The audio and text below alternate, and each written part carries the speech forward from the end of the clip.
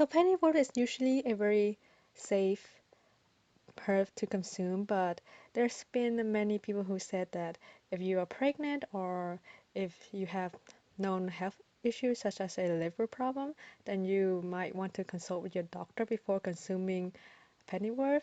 Also, if you already have allergies or allergic to some sort of herbs, you might also want to check in with your doctor before you consume Pennywort, since Pennywort is a herb. So to make Pennywort shoestring is fairly easy. All you need is some Pennywort, sugar, water, and ice.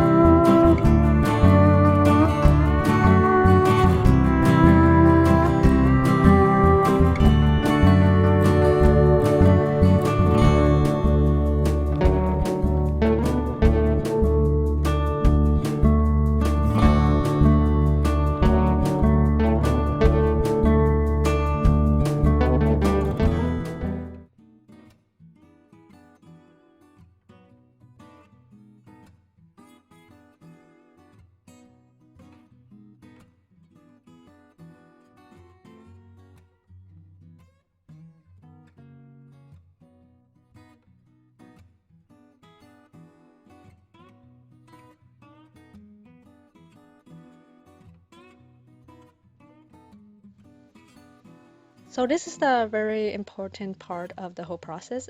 This is the part where you are going to strain the Pennywort juice out of the stem and leaves. Usually in this strain, you do not consume the leaves or stem at all, just the juice. So what you want to do is just to take a strainer. If you already have some type of strainer machine, that works too, but we're just using a simple strainer, and you put the um, blended leaves into the strainer, and then you just use a spoon and strain all the juices into a bowl, and that's it.